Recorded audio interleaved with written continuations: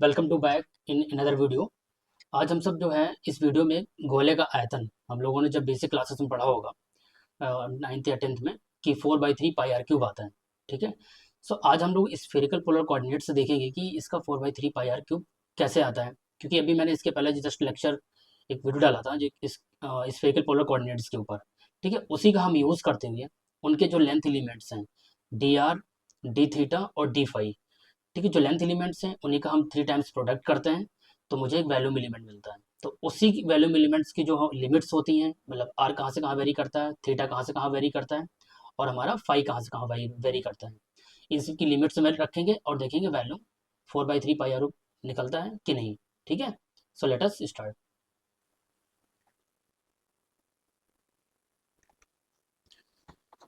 सो यहाँ पे हम लोग गोले का आयतन निकालेंगे with the help of spherical polar coordinates. और हम सभी को पता है कि जो स्फेरिकल पोलर कोऑर्डिनेट्स होते हैं वो मेरे होते हैं आर, थीटा और ये फाई। ठीक है, और इन सब की रेंज भी पता है कि आर कहाँ से कहाँ वेरी करता है, मतलब डोमेन, और थीटा कहाँ से कहाँ करता है और फाई कहाँ से कहाँ करता है।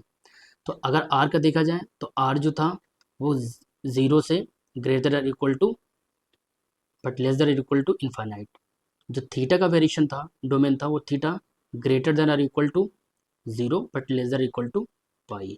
और ये जो फाई का था वो था वेरिएशन कि phi should be greater than और equal to 0 but less than और इक्वल टू 2 पाई। तो ये मेरी लिमिट्स हो जाएंगी एक तरीके से। ठीक है, इन्हीं लिमिट्स। अब हम जब स्फेरिकल पोलर कोऑर्डिनेट्स की बात करते हैं, ठीक है, तो जिस तरीके से हम लोग लेंथ एलिमेंट्स कार्टेशियन में देखे थे dx, dy and dz, right. Similarly जो है हमारे, अगर मैं लेंथ एलिमेंट्स की बात करूँ मीन्स स्फेरिकल पोलर कोऑर्डिनेट्स में, सो लेंथ एलिमेंट अगर देखा जाए या लाइन एलिमेंट कह सकते हो, लाइन एलिमेंट्स, ठीक है, अलोंग अलोंग आर का। ठीक है, तो वो मेरे हमने निकाला था इसके पहले जो वीडियो अपलोड किया था वो DL/R इज इक्वल टू, वो निकल आएगा DR यूनिट वेक्टर R। ठीक है, सिमिलरली जो है हम लोग निकालेंगे सिमिलरली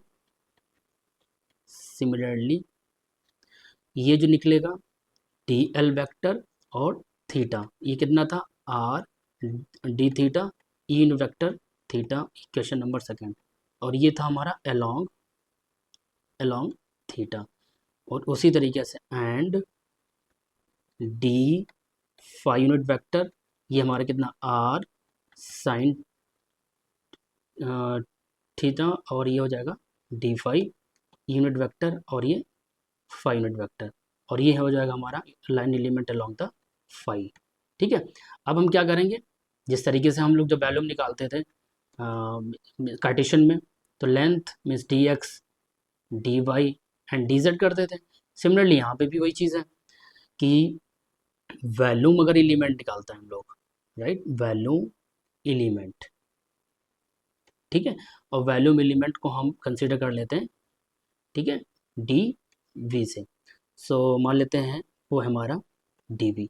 सो डी वी को कैसे लिख सकते हैं, d l vector r dot, right, D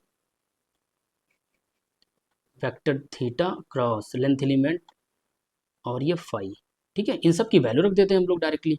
so देखो वैल्यू रखने पे क्या आएगा, डी एल आर रखेंगे तो ये सिंपल हो जाएगा डी आर और यूनिट वेक्टर आर हो जाएगा, right. D L means D L vector theta रखेंगे तो वो कितना मेरा आ जाएगा आर डी थीटा। और यहाँ पे भी डी एल फाई जब रखेंगे तो ये आ जाएगा आर साइन थीटा और ये टी फाई, राइट।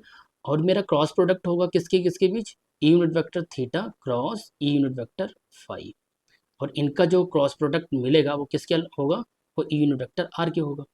ठीक है, तो नेक्स्ट हम इसको लिखेंगे, वो आ जाएगा वो क्या, मीन्स डी आर, ठीक है, आर स्क्वायर, इसको मल्टीप्लाई कर देते हैं और ये साइन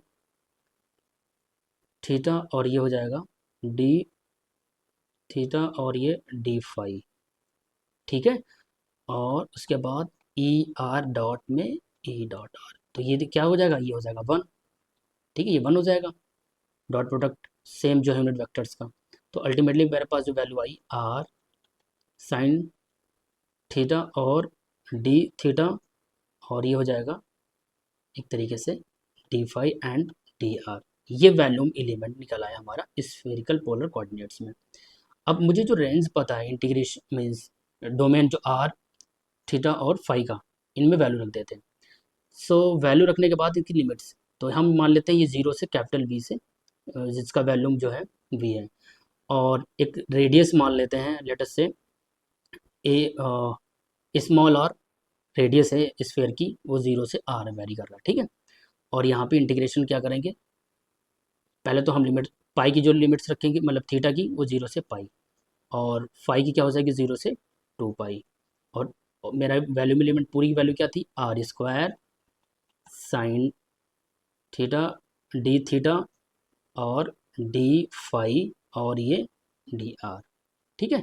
तो हम आर का इंटीग्रेशन करते हैं रेस्पेक्ट में डी आर के, और डी थीटा करते हैं, देन डी फाई करते हैं। सो देखिए यहाँ पे क्या निकल के आएगा, यहाँ पे इंटीग्रेशन करेंगे 0 से आर, किसको, आर स्क्वायर डी आर को करेंगे, राइट। उसके बाद 0 से ये करेंगे पाई, और क्या मिलेगा मुझे नीचे, मीन्स डी थीटा आगे मिलेगा, ठीक है। और सॉरी इसके साथ साइन थीटा, ठीक है, आगे पीछे हो गया, डजेंट मैटर, हम लोगों को साइन थीटा को इंटीग्रेट करना है, सिंपल। उसके बाद 0 से 2 पाई करना है इंटीग्रेशन, किसको, डी फाई को, ठीक है। सो यहाँ पे अगर हम आर को इंटीग्रेशन करते हैं, वैल्यू रखेंगे, तो अल्टीमेटली मुझे मिलेगा आर क्यूब बाई 3, ठीक है, सिंपल हो गया। लिमिट भी रख दी 0 से आर। अब यहाँ पे करते हैं, सो यहाँ जब इंटीग्रेशन करेंगे साइन थीटा का, वो मिलेगा माइनस का कॉस थीटा, और इसकी वैल्यू क्या रखेंगे, लोअर लिमिट 0 अपर लिमिट पाई। उसी तरीके से डी फाई का इंटीग्रेशन करेंगे तो 5 मिलेगा, और लिमिट रखेंगे 0 से 2 पाई, ठीक है, सिंपल हो गया।